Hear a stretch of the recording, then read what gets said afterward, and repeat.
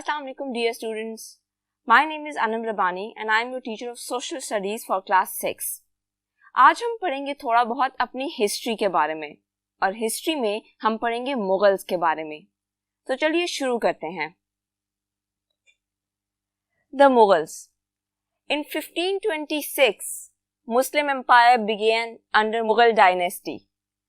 यानी कि जो मुसलमानों की हुकूमत है वो शुरू हुई मुगल से, मुगल डायनेस्टी से.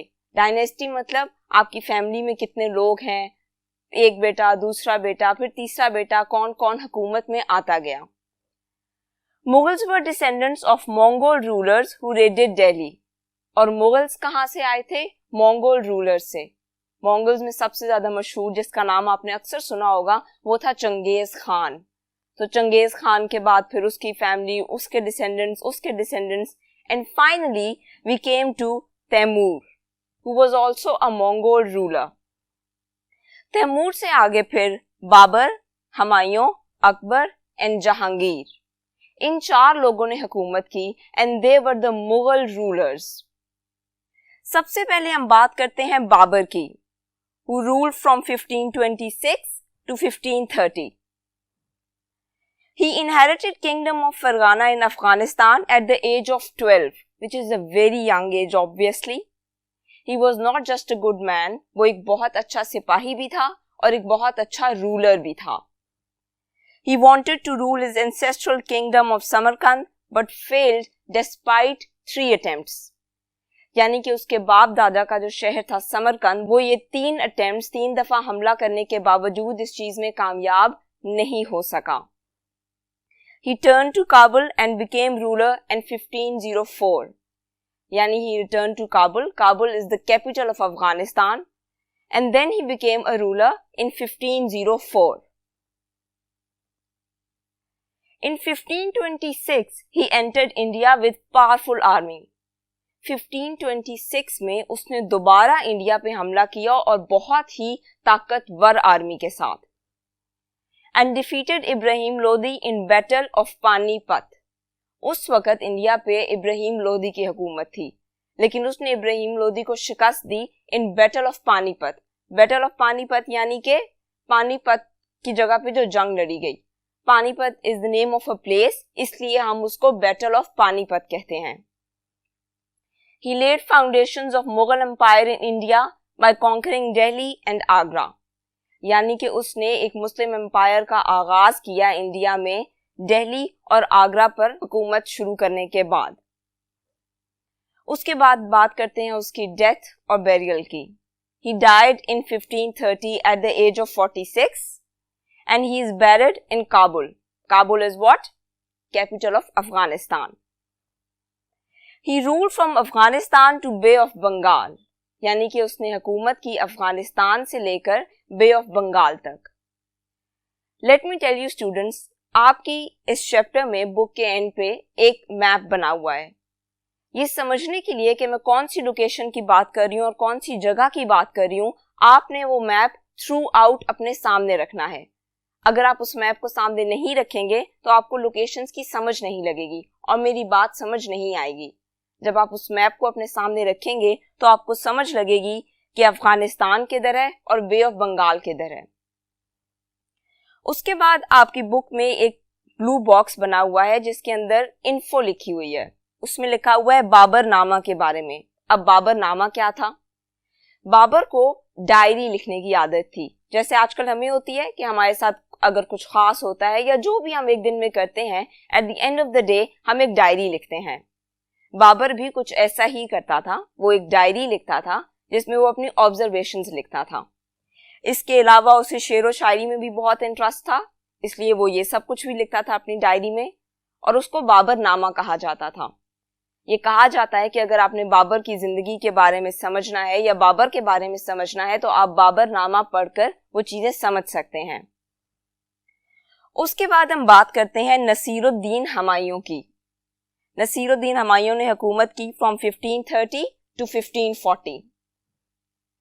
Babar's eldest son, Humayun was Babar's eldest son, यानी कि बाबर का सबसे बड़ा बेटा था Naseeruddin Humayun. Not as strong as his father, لیکن وہ لمبا عرصہ حکومت نہیں کر سکا. اس کی وجہ کیا تھی؟ اس کی وجہ یہ تھی کہ وہ اتنا مضبوط اور طاقتور نہیں تھا جتنا بابر تھا. In 1540 Sher Shah Suri settled in Bihar and rebelled against Humayun. تو پھر 1540 میں کیا ہوا کہ شیر شاہ سوری جو کہ ایک افغان باشندہ تھا, اس نے ہمایوں کی حکومت میں حملہ کیا and he settled in بہار, اور وہ ہمایوں سے جیت گیا. اب ہم بات کرتے ہیں شیر شاہ سوری کی. Who was شیر شاہ سوری؟ یہ میں نے آپ کو پہلے بتایا کہ he was an Afghani and he attacked the government of Humayun. اس کا ریئل نیم فرید خان تھا, لیکن اس کو شیر شاہ سوری کیوں کہتے تھے؟ اس کو شیر شاہ سوری اس لیے کہتے تھے کیونکہ اس نے اکیلے ہی ایک دفعہ شیر کا شکار کیا اور اس کو مار ڈالا, اس لیے وہ شیر شاہ سوری کے نام سے بھی جانا جاتا ہے. He defeated Humayun's forces many times until he was forced to flee to Sindh. یعنی کہ اس نے ہمایوں کے اوپر کئی بار حملہ کیا, یہاں تک کہ اس نے ہمایوں اور اس کی آرمی کو مجبور کر دیا کہ وہ سندھ کی طرف بھاگ جائیں. اب بات کرتے ہیں کہ شیر شاہ سوری نے کیا کیا اچھے کام کیے. What were his achievements? He changed kingdom in only 5 years. اگر آپ نے کسی جگہ کا نقشہ, کسی جگہ کے حالات بدلنے ہوں تو 5 years is not a long time.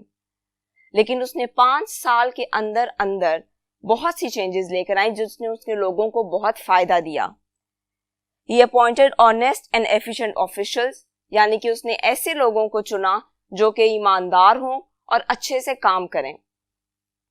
He set up an effective army. اس نے اپنی آرمی کو بہت مضبوط کیا, اپنے لوگوں کو مضبوط کیا تاکہ اس کی آرمی اس کے علاقے کی اچھے سے حفاظت کر سکے. He built Grand Trunk Road. Grand Trunk Road کیا ہے؟ It was a road from Peshawar to Bengal. Again, have a look at the map. Shades and rest houses for travelers. اب اس روڈ پر اس نے صرف ایک روڈ ہی نہیں بنائی بلکہ اس نے اس روڈ پر اس بات کا بھی دھیان رکھا کہ اگر لوگ جگہ جگہ رک کر آرام کرنا چاہیں, کہیں کھانا پینا چاہیں, تھک جائیں تو اس چیز کا بھی انتظام ہو. He set up first postal service, یعنی کہ اس نے پہلی پوسٹل سروس کا آغاز کیا. Obviously شروع میں تو وہ پوسٹل سروس صرف آفیشیل کاموں کے لیے استعمال ہوتی تھی, لیکن آہستہ آہستہ لوگوں کے کاموں کے لیے بھی استعمال ہونے لگ گئی. He died in 1545, یعنی کہ اس کی ڈیتھ 1545 میں ہوئی. اب بات کرتے ہیں اسلام شاہ کی. اسلام شاہ was the second son of شیر شاہ سوری, اس لیے وہ حکومت میں آیا. And he ruled till 1554, اور اس نے 1554 تک حکومت کی. He was defeated by Humayun in 1555. Again Humayun آرام سے نہیں بیٹھا. اس نے دیکھا کہ اسے حکومت لے لی گئی ہے تو وہ واپس آیا with a powerful army. اس نے دوبارہ حملہ کیا اور وہ جیت گیا in 1555, اور اس نے اپنی حکومت واپس لے لی. اب جہاں تک رہ گئی بات ساری ڈیٹس کی, تو آپ لوگوں نے بالکل پریشان نہیں ہونا. جب ہم یہ چیپٹر ختم کریں گے تو ہم چیپٹر کے اینڈ پہ ساری ڈیٹس کا ایک ٹیبل بنائیں گے, اور اس ٹیبل میں ایونٹس بھی مینشن کر دوں گی, اور اس کے بعد اس ٹیبل کو اچھے سے یاد کر لیجئے گا. آج کے لیکچر میں اتنا ہی, لیکن اگلے لیکچر میں آنے سے پہلے میں چاہوں گی کہ آپ لوگ اس سارے لیکچر کو اچھے سے سنیں, اچھے سے ریوائز کریں, کیونکہ اگر آپ لوگ ریوائز نہیں کریں گے تو پھر آپ لوگوں کو اگلا لیکچر بھی سمجھ نہیں آئے گا اور چیزیں بھول جائیں گی. امید ہے آپ میری بات مانیں گے. اپنا اور گھر والوں کا بہت سا خیال رکھیے گا. اللہ حافظ.